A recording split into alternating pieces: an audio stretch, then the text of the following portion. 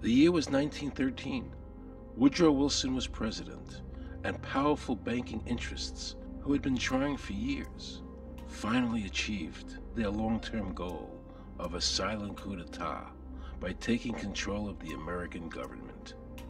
The first thing they did to accomplish their takeover was convince Secretary of State Philander Knox to lie to the American people and tell them that the 16th Amendment, the Income Tax Amendment, had been legally ratified by the states when it was not. The bankers knew that this tax would ultimately end up in their pockets. Because of this fraud, the American people were led to believe there was now a tax on their labor. Congress and the President are completely aware of this fraud, and it was even cited in a recent court case.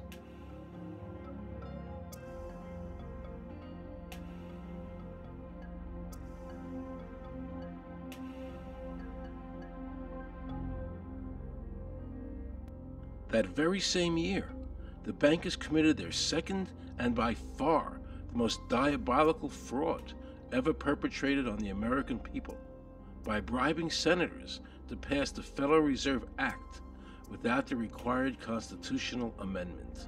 All in favor, say aye. They did this during Christmas vacation, when many senators were home celebrating the holidays with their families. And that's how the unconstitutional Federal Reserve Act came into being. They were very clever, and they understood that whoever issued the money for America would control the government. The bankers won, and the American people lost, because most politicians will sell their soul for $1. And now the Federal Reserve could issue dollars legally. As Mayor Rothschild said, "Give me control of a nation's money supply, and I care not who makes its laws." He knew that he and the other bankers would now control the laws of the nation. Government gave these bankers one of its most important powers, and now had to borrow money from them and pay interest to finance the government. So the American people were forced to lower their standard of living and pay a graduated income tax to the government, just so the government could give these bankers more profits. President Woodrow Wilson, who signed the Federal Reserve Act into law, later said, in regret, "I am a most unhappy man. I have unwittingly ruined my country. A great industrial nation is now controlled by its system of credit. We are no longer a government by free opinion, no longer a government by conviction and the vote of the majority, but a government by the opinion and duress of a small group of dominant men." The Federal Reserve was created by Congress in 1913, and it was entrusted with the power granted originally to the Congress by the U.S. Constitution to coin money and regulate the value thereof.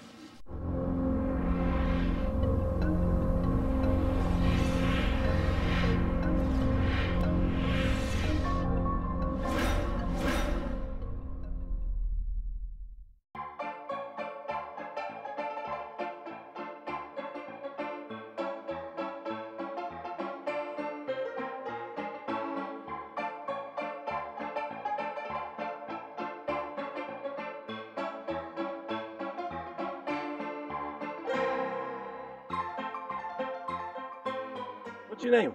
Jan Crafting? Hi, Jen. I'm Aaron Russo. I produced the movie Is this a joke? Am I gonna No, make no, it no, it's not a foolish? joke. Okay, good. No. I produced the movie Trading Places with Eddie Murphy and The Rose with Bette Midler, many movies, and I'm doing a feature film. And my film is about my quest to find out whether or not people pay income taxes. Do you pay an income tax? Yes, I do. You do? Yeah. Have you ever seen a law that requires you to pay an income tax? Have I ever read it? You mean in the page, black and white? No, Yeah. no. So you pay the income tax, I assume? Of late. Well, actually, no, I didn't file last year, but I'm sorry, is this on film? No, I paid my taxes. My question to you is, have you ever seen a law that says you have to pay an income tax?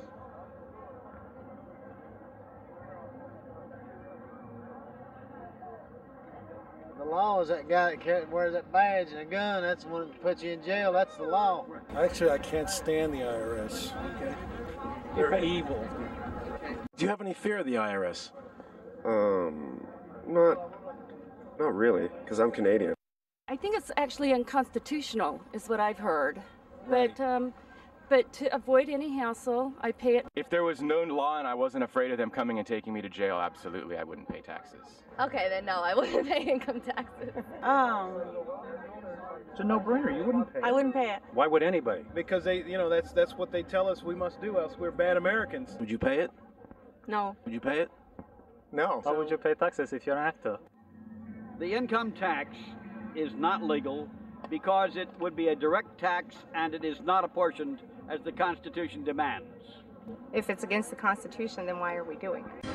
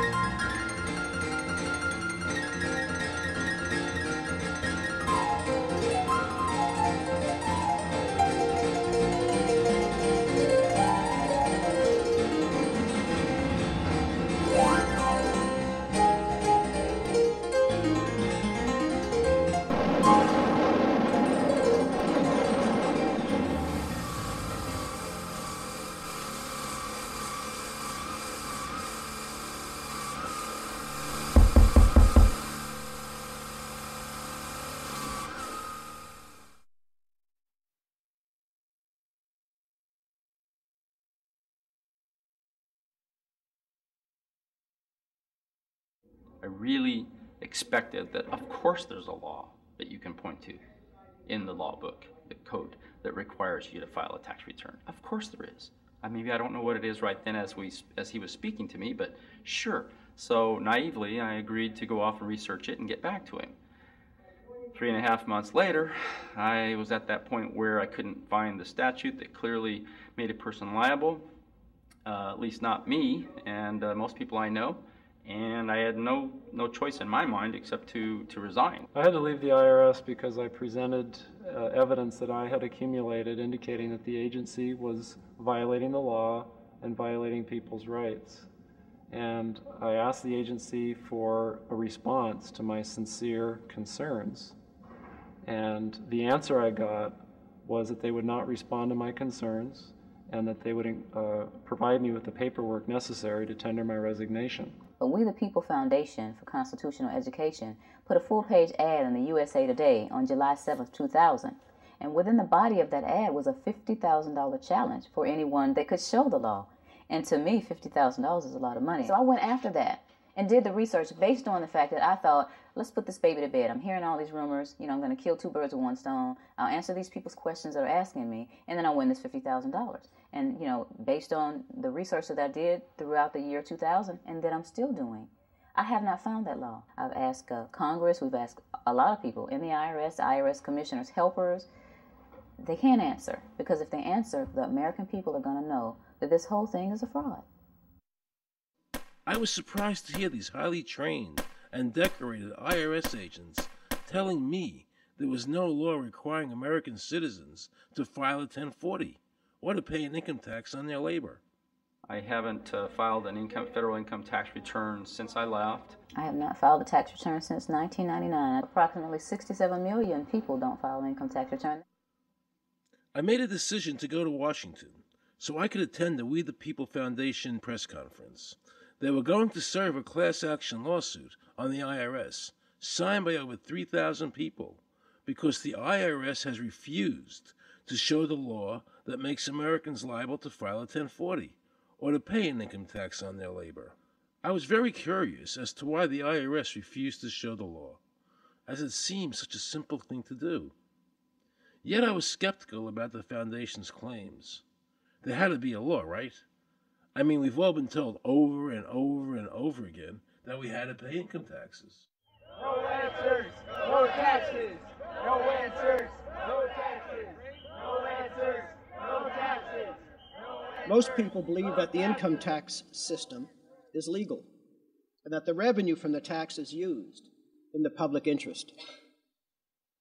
However, there is a substantial, conclusive body of evidence that proves that our income tax system represents the most pernicious form of tyranny. It is the greatest hoax ever perpetrated by government against the working men and women of America. American citizens, along with the Foundation, have been asking the IRS to specifically provide them with the underlying legal foundation upon which they administer and enforce the personal income tax laws in our country. At the national level, when people would attempt to contact somebody of a much higher authority, say the commissioner, same kind of thing. They would get answers that were in effect non-answers. There are a group of people standing outside today who assert that no law requires you to pay taxes and that you will not answer their petition to the government as to whether they're required to pay taxes. Are they required to pay taxes?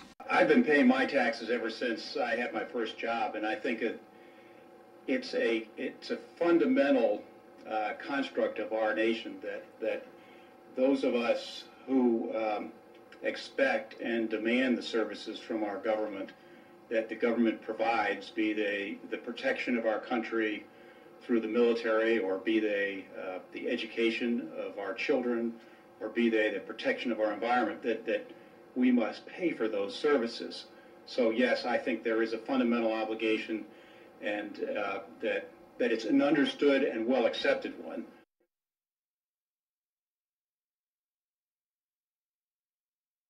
Joe Bannister and I had a meeting in the White House with President Clinton's economic advisor, Jason Furman.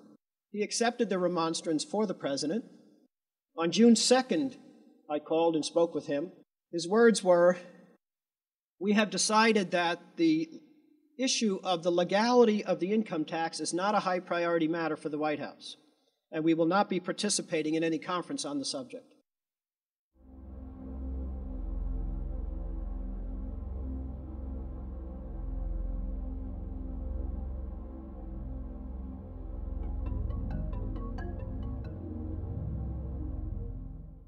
I decided not to eat until my death, or until the government agreed to send their experts to meet with the experts from the tax honesty movement. And with the help of Congressman Bartlett, a deal was made.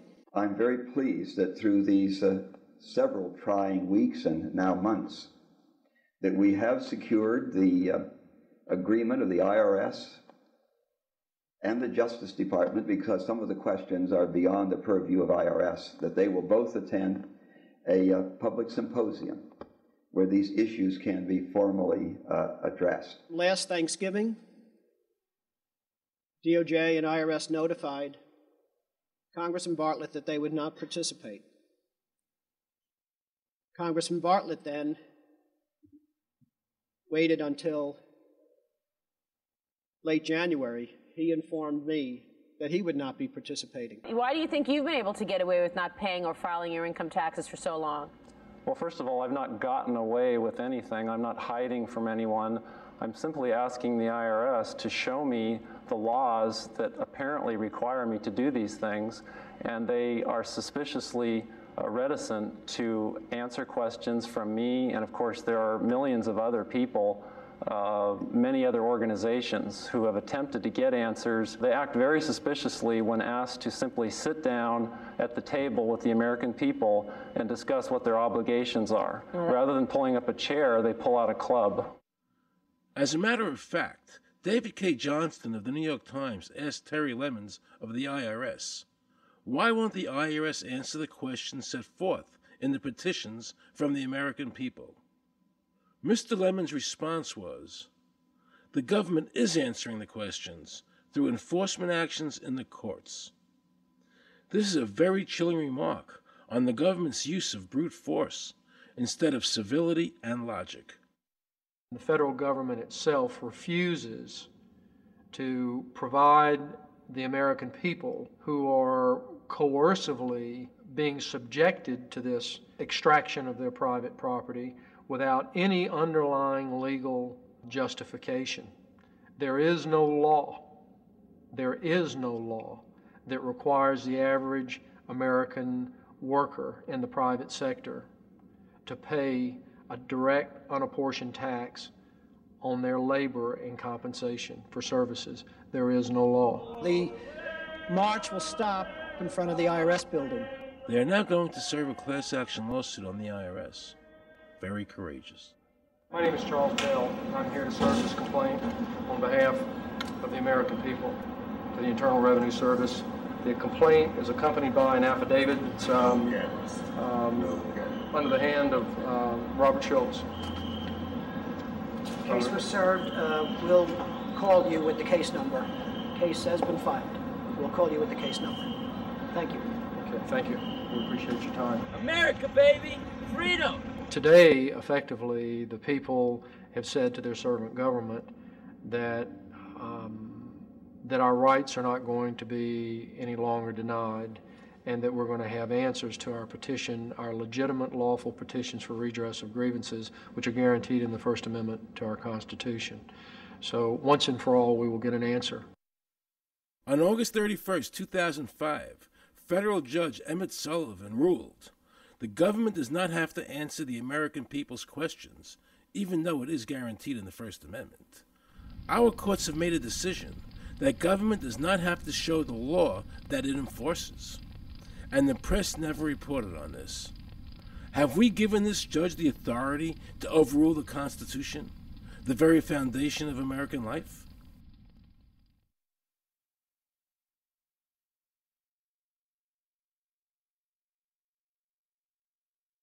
I believe that in both spirit and substance, our tax system has come to be un-American. Death and taxes may be inevitable, but unjust taxes are not. The country's taxes must be fixed, and I know what to do with it. If you think you're paying too much now, just wait till I get through with it. Now, Mr. Hanley, I'd like to ask you something.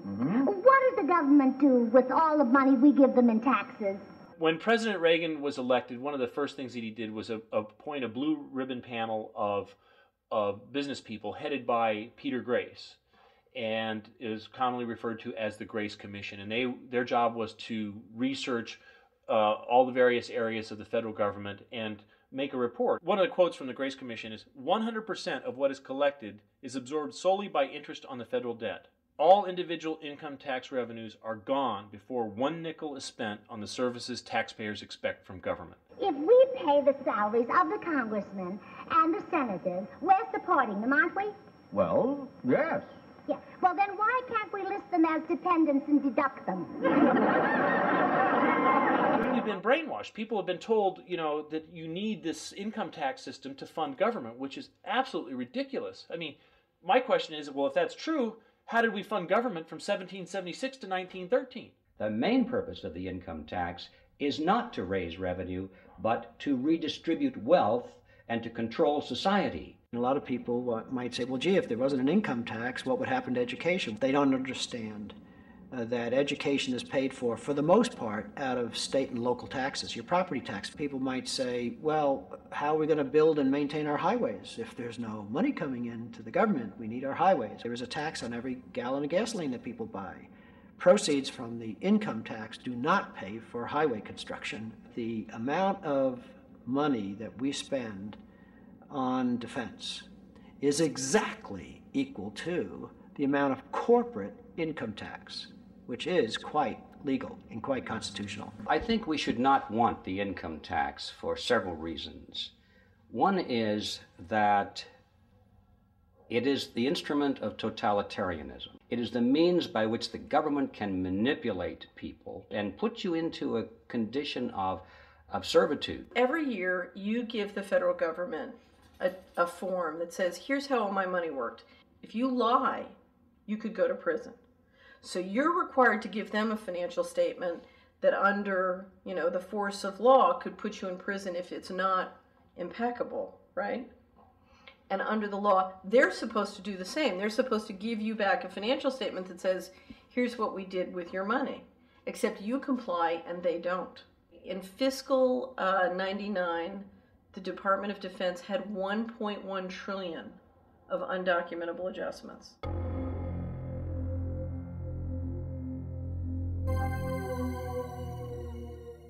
The following year, they had 2.3 trillion of undocumentable adjustments.